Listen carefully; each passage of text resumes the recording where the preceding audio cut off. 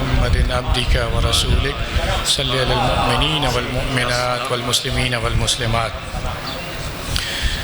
سب سے پہلے میں اس ذات باری تعالیٰ کا بسطہا اربہا کروڑہا شکر ادا کروں گا کہ جس ذات حق نے ہمارے ملک کو اور ہمارے ملک کے ساتھ پوری عالم اسلام کو آج یہ یوم تشکر کا دن منانے کی توفیق عطا فرمائی، جو کہ 10 مئی جو آج سے 6 دن پہلے ایک دن گزرا، جس میں اللہ تعالیٰ نے خود اپنے کرم سے کریم آقا صلی اللہ علیہ وآلہ وسلم کی خاص نظر کرم سے اور بابا سائیں کی دعاؤں سے اور جتنے بھی اولیاء اکرام ہیں اس وقت پاکستان کے اندر باہر دنیا میں، ان کی دعاؤں سے پاکستان کو جو ایک تاریخی فتح عطا کی ہے، یہ انتہائی اہمیت کی حامل ہے۔ اور یہ صرف آج کے دور کے لیے نہیں، یہ آگے آنے والے دور کے لیے، قیامت تک کے لیے اللہ تعالیٰ نے عالم اسلام سے پاکستان کو وہ مقام اور وہ فتح عطا کی ہے کہ یہ دھاک ہمیشہ قیامت تک اسی طرح قائم اور دائم رہے گی۔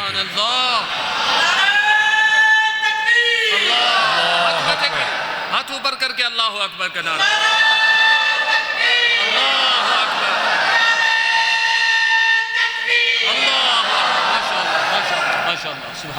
ہم اللہ کا شکر ادا کرتے ہیں اس یوم تشکر کے اوپر اور اس تاریخی فتح کے اوپر، اور بابا سائیں کی خصوصی میں ان کا مشکور اور ممنون ہوں کہ جس طرح سے انہوں نے محبت کا اظہار کیا اور پھر پوری جماعت نے جس طرح سے محبت کا اظہار کیا۔ میں دل تو کھول کے نہیں بتا سکتا کہ مجھے اس پہ کتنی خوشی ہو رہی ہے، لیکن میں صرف یہ اظہار کر سکتا ہوں کہ یہ آپ کا احسان میں ساری عمر نہیں بھول سکتا۔ تھوڑی سی بات چیت اس کے اوپر کہ یہ اللہ نے جو ہمیں ہماری افواج پاکستان کو اور ہماری قوم کو فتح عطا کی ہے، اس میں ایک چیز ضروری جو یاد رکھنے والی ہے کہ کبھی بھی جنگ فوج نہیں لڑا کرتی، جنگ ہمیشہ قوم لڑا کرتی ہے۔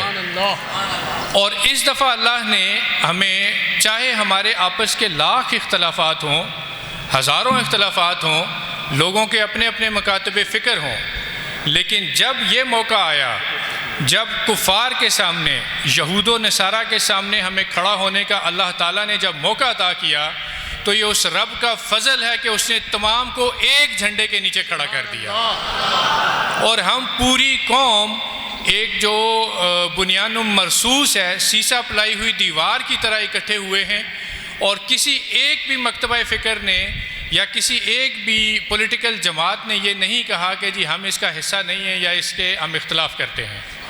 اور اسی وجہ سے اللہ نے جو ہمیں یہ کامیابی عطا کی ہے، یہ تاریخی ہے اور انشاءاللہ یہ قیامت تک یاد رکھی جائے گی۔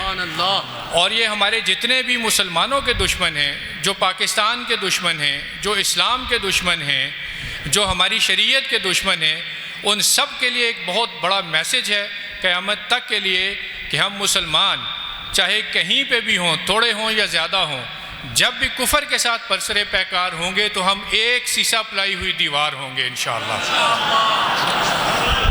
اس موقع کے اوپر ہمیں جس چیز کی ضرورت ہے، جس کام کرنے کی ضرورت ہے، وہ یہ کہ ہم جو ہمارے باہمی اختلافات ہیں، جو ہمارے چھوٹے چھوٹے مسائل ہیں، جن کی وجہ سے ہم آپس میں ایک دوسرے کو مشکلات پیدا کرتے ہیں، ایک دوسرے کے لیے ہمارے اندر اتحاد کی کمی ہے، اتفاق کی کمی ہے، اللہ تعالیٰ نے یہ جو موقع دیا، اس موقع کو غنیمت جانتے ہوئے ہم اپنے ان اختلافات کو مٹا دیں اور اپنے اندر ایک اتحاد پیدا کریں، تاکہ اس اتحاد کے ذریعے سے جو دشمن اس کوشش کے اندر ہے، جو غیر مسلم اس کوشش کے اندر ہیں کہ ہم مسلمانوں میں تفریق ڈال دیں، تفرقہ ڈال دیں اور ہمیں الگ الگ کر دیں، ٹکڑے ٹکڑے کر دیں، ہم ان کا مؤثر جواب دے سکیں۔ اور ہم کوشش یہ کریں کہ ایک صف میں سرکار کریم صلی اللہ علیہ وسلم ذات حق کے لیے، قرآن کریم کے لیے اور اپنے دین اسلام کے لیے اکٹھے رہیں گے۔ اور اسی طرح جس طرح اللہ تعالیٰ نے یہ ہمیں موقع دیا ہے، جب کبھی آئندہ دوبارہ ایسا موقع ہمارے ملک کے لیے بنے گا تو ہم اسی طرح اکٹھے ہو کے اس کا جواب دیں گے انشاءاللہ. زور سا انشاءاللہ. انشاءاللہ. آخر میں صرف یہ اتنا کہوں گا کہ آپ سب کو بہت سی چیزوں کا اندازہ ہے.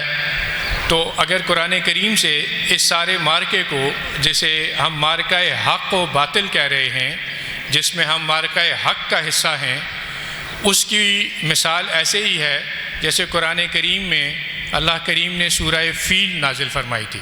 سبحان اللہ. اس سورہ فیل میں بھی جو اس وقت کے طاقتور ترین لوگ تھے اور ان کے پاس جو طاقتور ترین اسلحہ تھا اور طاقتور ترین سواریاں تھیں، جو ہاتھی تھے ان کے پاس، وہ آئے تھے اور خانہ کعبہ کے اوپر انہوں نے چڑھائی کرنے کی کوشش کی تھی.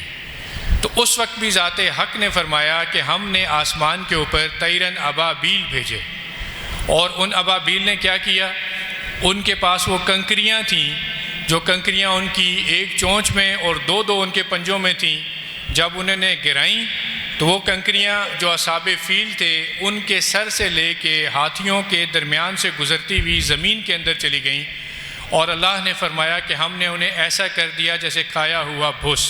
سبحان اللہ. تو اس ذات حق نے ہمیں اس مارکہ حق میں وہ موقع دیا ہے کہ ہم نے بھی آسمان سے ان کے اوپر انہی کنکریوں کی سی بارش کی ہے کہ ان کو بالکل جو بھی ان کا نیچے جگہیں تھیں، جن کے اوپر جس جگہ سے وہ ہمارے اوپر حملے کر رہے تھے، انہیں نیست و نابود کر دیا اور ان کو ایسے کر دیا جیسے کھایا ہوا بھس. اور جن اپنے ویپنز کو اور جس اپنی طاقت کو وہ یہ سمجھ رہے تھے کہ یہ ہماری بہت بڑی طاقت ہے اور ہم اس طاقت کے بل بوتے کے اوپر کامیابی حاصل کریں گے اور مسلمانوں کو ہم نقصان پہنچائیں گے، اس ذات حق نے اپنے فضل کے ساتھ ان کی اسی طاقت کو نیست و نابود کر دیا، اور اس کو سینکڑوں میل دور ہی ہم نے اپنی سرزمین میں آنے سے پہلے ہی وہیں پہ نیست و نابود اور ختم کر دیا. ہم آخر میں ایک دفعہ پھر اس کریم رب کا شکر ادا کریں گے جس نے ہمیں یہ آج موقع دیا یہ دن دیکھنے کا اور یوم تشکر منانے کا.